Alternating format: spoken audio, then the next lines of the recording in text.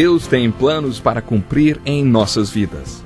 Essa é a mensagem de toda a Bíblia e é isso mesmo que estamos estudando aqui no Encontro com a Palavra, escrito pelo pastor Dick Woodward e narrado pelo pastor Edson Bruno. Fique atento a mais um programa que o Ministério Cooperativo Internacional leva a você. Com você agora, pastor Edson Bruno.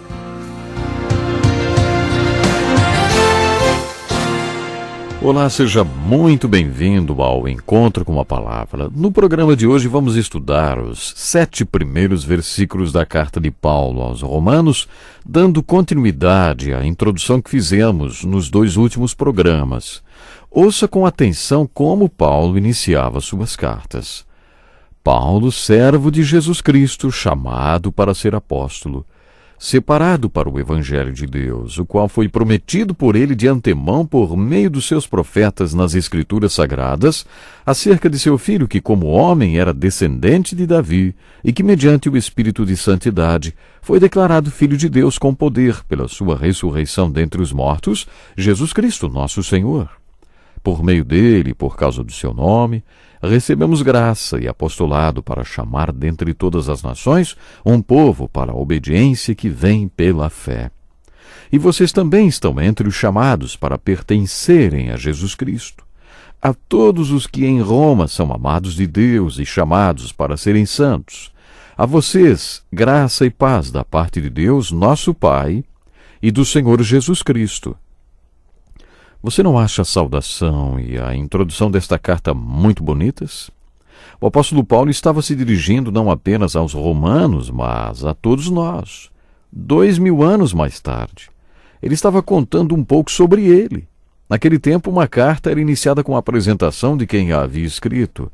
Assim, a pessoa que recebia o pergaminho não tinha que desenrolar toda a carta até o final para ver a assinatura e descobrir quem era o remetente. A primeira palavra da carta é Paulo. Nesta saudação e apresentação, Paulo quis contar quem e o que ele era. Ele também falou um pouco sobre onde estava e o porquê que ele estava lá. Depois ele falou um pouco sobre Jesus, quem Jesus era, onde Jesus está hoje, por que Jesus é quem é e está onde está. A seguir ele falou um pouco sobre quem eles, os romanos, eram e onde deveriam estar. Se fizermos uma aplicação desse texto para nossas vidas, veremos que ele também falou sobre quem e o que devemos ser e onde devemos estar. Esta saudação de Paulo também nos diz quem e por que somos o que somos e por que devemos estar onde estamos. Puxa! Tudo isso numa introdução de apenas 7 versículos? Para estudar todas estas informações, vamos enfocar uma palavra de cada vez. Paulo, ele escreveu, servo de Jesus Cristo. A palavra grega que Paulo usou foi doulos, que significa escravo. Quando Paulo escreveu esta carta, metade da população de Roma era escrava, incluindo muitos dos que se professavam cristãos. Naqueles dias todo mundo sabia o que significava ser escravo. Um escravo era uma propriedade, um bem de outra pessoa. Um escravo não tinha direitos. Não importava o que um escravo pensava ou queria, nem qual era a sua opinião. Ele era como um animal. Quais seriam os direitos do seu cavalo, se você tivesse um? Bom, nenhum talvez. Ele existiria apenas para servi-lo. É isso que significava ser escravo. E Paulo se apresentou aos romanos e a nós também como um servo, ou seja, como um doulos, um escravo. Sabemos que Paulo era um cidadão romano livre, o que para um judeu era uma peculiaridade muito especial. Ele tinha nascido livre e poderia se gabar disto, mas, segundo ele próprio, por escolha, preferiu se tornar escravo de Jesus Cristo.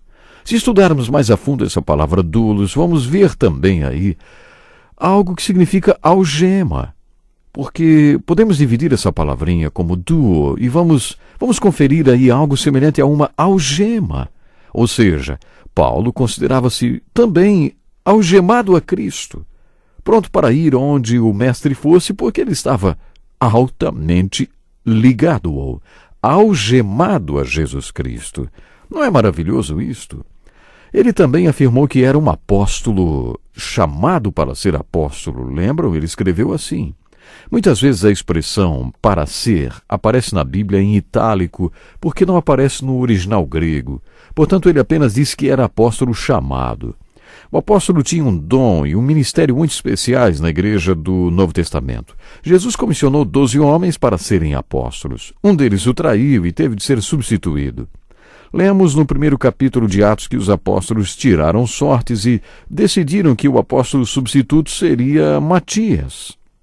De verdade, acho que os apóstolos cometeram um erro ao fazerem essa escolha. Sabe por quê? Esse tal de Matias não foi mais mencionado na Bíblia. Ele simplesmente sumiu. Paulo, entre outras cartas que escreveu, alegou ser o apóstolo escolhido por Jesus Cristo para substituir Judas, e que foi interceptado na estrada de Damasco pelo Cristo vivo e ressurreto. No capítulo 2 da sua carta aos Gálatas, Paulo contou que Jesus o levou para o deserto como Moisés, conforme podemos ler no livro de Êxodo. Paulo foi levado para o deserto da Arábia. Os estudiosos não são unânimes em dizer se ele ficou no deserto 3 anos ou 14. O fato é que ele ficou anos no deserto com Jesus Cristo. Como os apóstolos viveram 3 anos lado a lado com Jesus, seria coerente que Paulo também tivesse passado 3 anos no deserto da Arábia, com Jesus em treinamento com ele.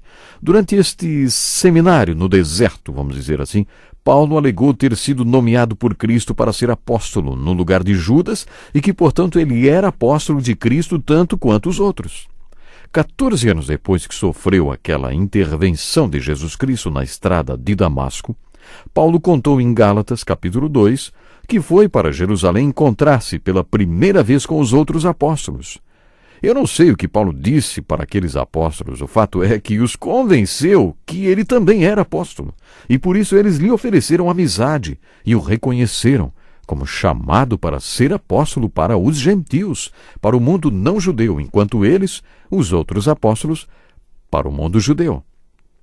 As credenciais que Paulo apresentou aos outros apóstolos devem ter sido muito convincentes, porque todos eles, unânimes, concordaram que ele era apóstolo.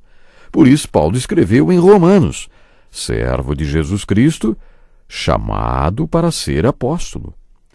A seguir, Paulo diz que era chamado. Esta é uma das palavras especiais e interessantes das Escrituras. Qual palavra você usa para se referir à pessoa que foi salva? Qual palavra você usa para se referir à pessoa que, como Paulo, passou por uma grande intervenção que mudou a direção da sua vida? Você pode usar a palavra salvo ou pode usar a palavra cristão. Como dissemos no último programa, a Bíblia não usa a palavra cristão. Esta palavra era usada pelos inimigos de Cristo com um sentido pejorativo e discriminatório. Na Bíblia a expressão é outra: seguidores de Cristo. Uma das expressões preferidas de Paulo era chamado. Na sua carta aos Coríntios, ele diz que a pregação do Evangelho em um contexto de alto nível intelectual, como era na Grécia, Atenas e Corinto, é considerada loucura ou besteira para algumas pessoas. Para os judeus, era pedra de tropeço. O Evangelho era considerado pedra de tropeço pelos judeus por vários motivos. Para Paulo, era poder de Deus. Ele disse: não me envergonhe do Evangelho, porque é o poder de Deus para a salvação de todo aquele que crê, primeiro do judeu, depois do grego. O Evangelho é o poder de Deus que leva a salvação àqueles que foram chamados. No capítulo 7 de Coríntios, Paulo dá todo tipo de conselho para o casamento.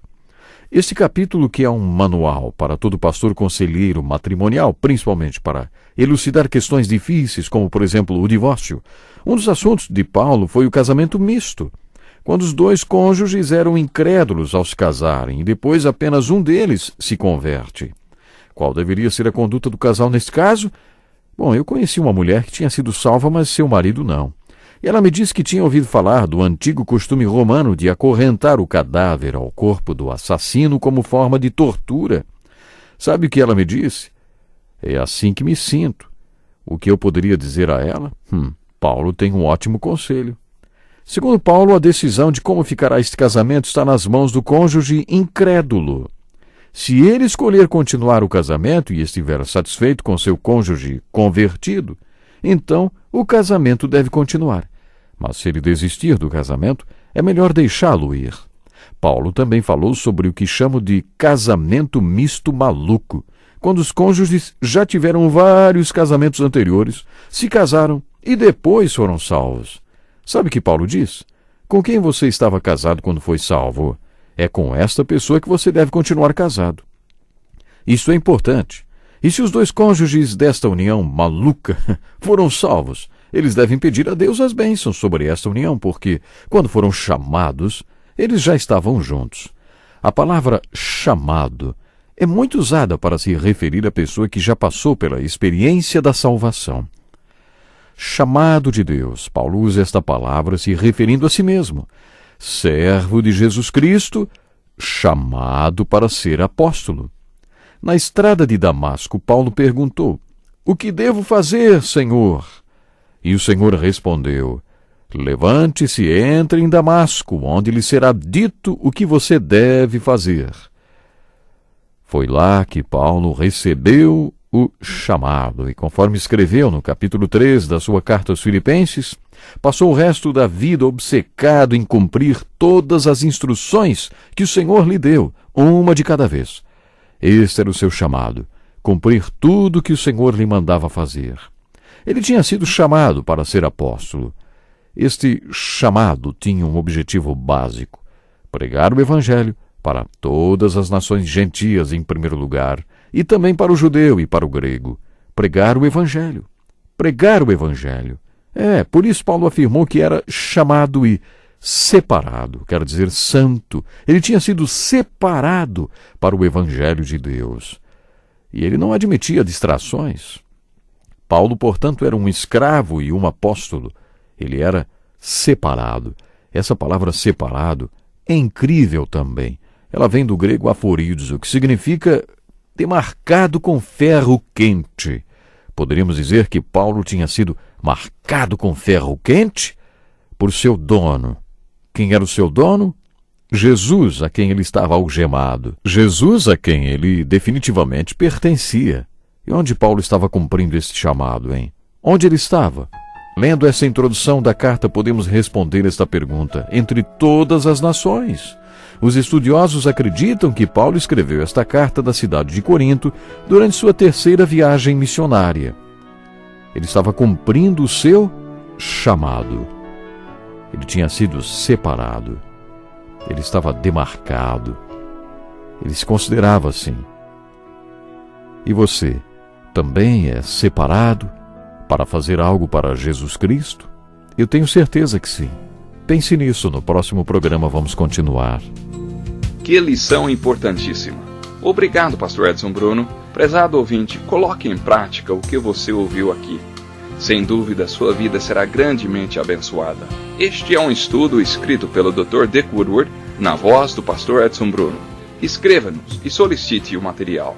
Nosso endereço é Encontro com a Palavra, Caixa Postal 2011, CEP 89201-970, Joinville, Santa Catarina. Até o nosso próximo encontro com a Palavra.